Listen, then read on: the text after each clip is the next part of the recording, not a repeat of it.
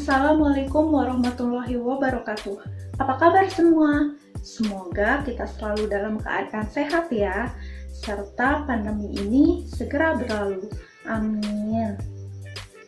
Nah, sebelumnya, perkenalkan, nama saya Sri Wahyuningsih Saputri. Saya berasal dari program studi pendidikan fisika, Fakultas Keguruan dan Ilmu Pendidikan Universitas Mataram.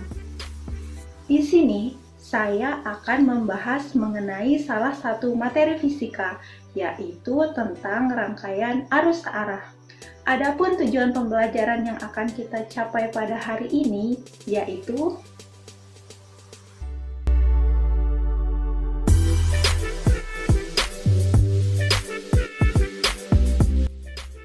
di bab listrik statis, kita belajar mengenai muatan listrik yang dalam keadaan diam.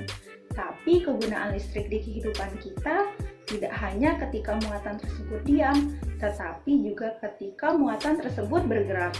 Menyalanya lampu ini, mengecas laptop atau HP kalian, pada dasarnya sih cara nyalain hampir semua perangkat elektronik itu bisa terjadi karena muatan-muatan tersebut bergerak atau mengalir.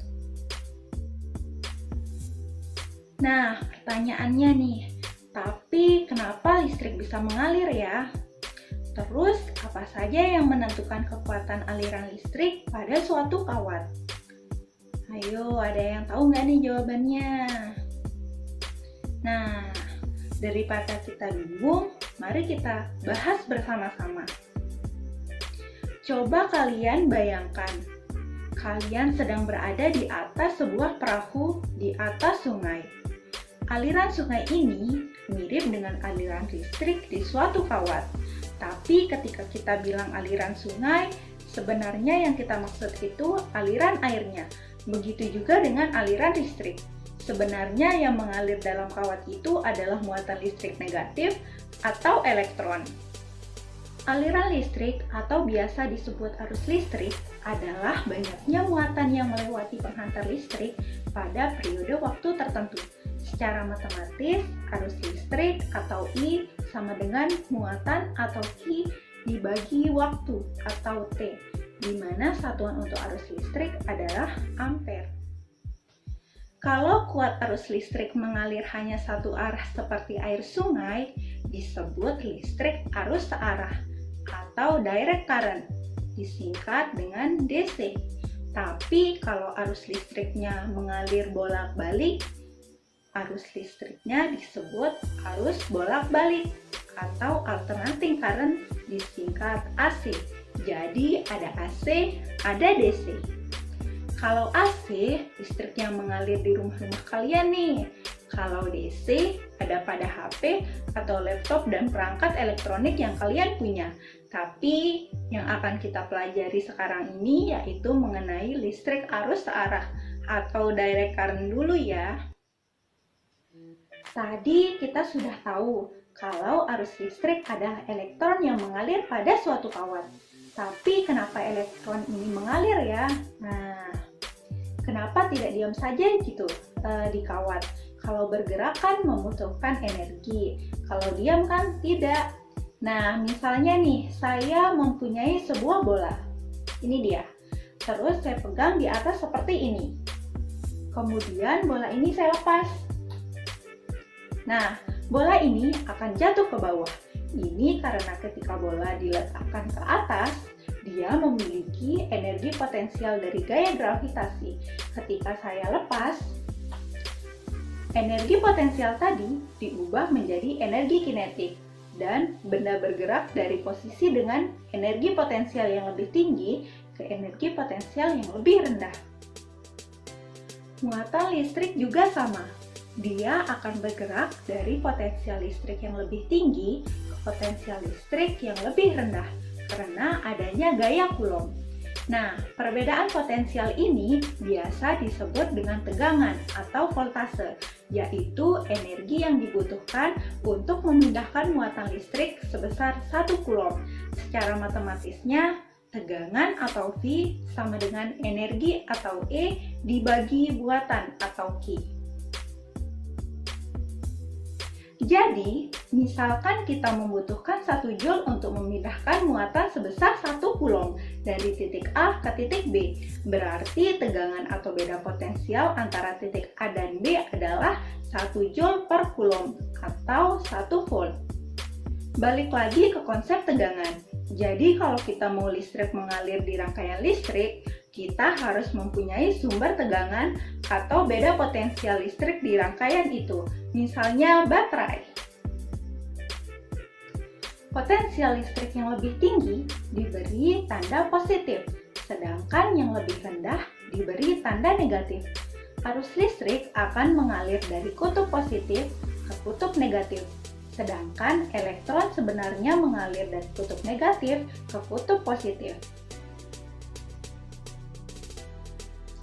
Semakin besar beda potensial dua titik, semakin besar arus listrik yang mengalir. Tapi bukan cuma beda potensial saja yang menentukan besar arus listrik. Sama seperti aliran air, arus listrik juga bisa diperlambat atau dihambat. Ada material-material yang bisa dilewati oleh muatan listrik, tapi tidak seefektif kawat atau kabel listrik yang biasa dipakai.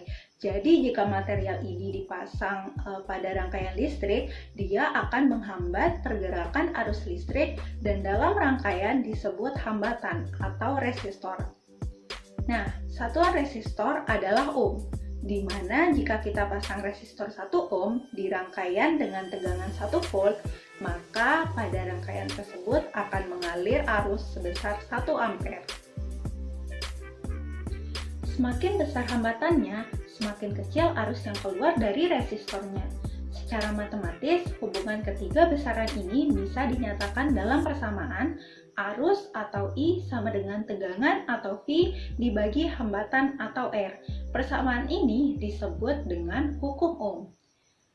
Hambatan atau resistor ini bentuknya macam-macam, bisa berupa resistor biasa atau bisa juga berupa lampu, di mana lampu ini yang mengubah dari energi listrik menjadi energi panas. Untuk memahami lagi terkait hubungan ketiga besaran tadi, yaitu arus, tegangan, dan hambatan, mari kita sama-sama menyimak video demonstrasi mengenai hukum Ohm berikut ini. Kemudian nanti kita sama-sama menyimpulkan. Alat dan bahan. Tempat baterai, bola lampu kecil, 2 buah baterai. Adapun langkah kerjanya sebagai berikut. Siapkan alat dan bahan yang akan digunakan. Sambung kabel dengan bola lampu, kemudian sambungkan kedua ujung kabel pada kutub positif dan negatif baterai. Amati apa yang terjadi pada bola lampu.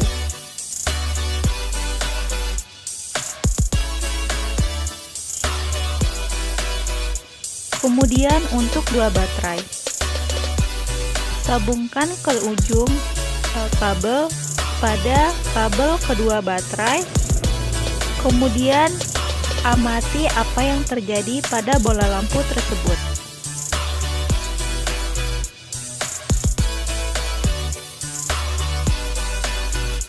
Dari percobaan tersebut diperoleh hasil lampu menyala terang dengan 2 baterai.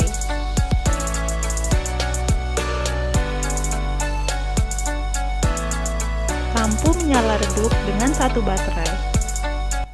Jadi, dari video demonstrasi yang sama-sama kita simak, dan mungkin kalian juga melakukan percobaan tersebut, dapat sama-sama kita simpulkan mengenai percobaan hukum Ohm tadi. Nah, lampu tadi itu disebut sebagai hambatannya, dan baterai tadi disebut sebagai sumber tegangannya. Jadi tadi kita melihat bahwa saat lampu diberi 1 baterai, ia menyala redup. Kemudian saat diberikan 2 baterai, ia menyala terang. Jadi hubungan antara tegangan dengan bola lampu adalah semakin besar tegangan, semakin besar pula kuat arus yang mengalir. Atau tegangan berbanding lurus dengan kuat arus. sehingga nyala lampu semakin terang. Begitu juga sebaliknya.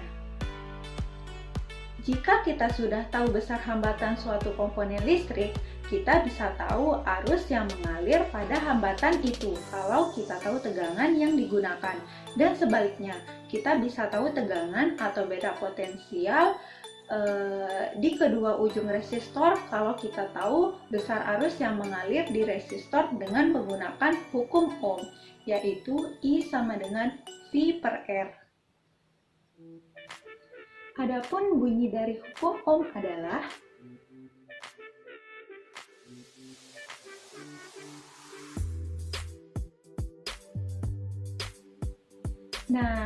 bunyi dari hukum Ohm tersebut sudah sesuai dengan video percobaan tadi, bukan?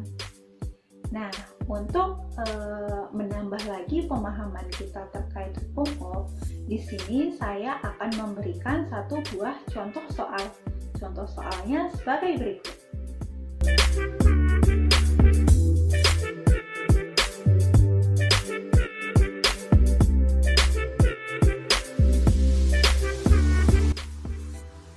Berdasarkan materi yang sudah dijelaskan dari awal hingga akhir tadi, dapat sama-sama kita tarik kesimpulan, yaitu mulai dari arus listrik searah atau DC, yang tadi alirannya mirip dengan aliran air di sungai.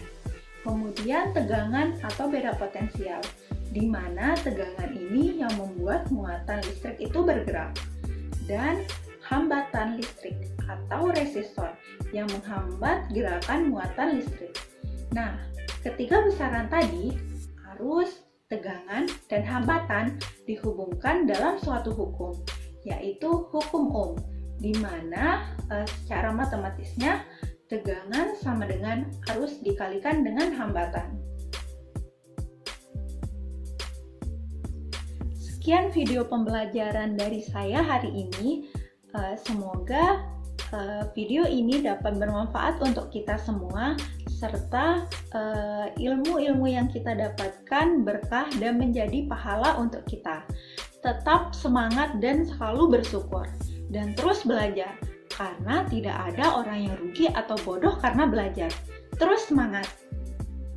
Wassalamualaikum warahmatullahi wabarakatuh.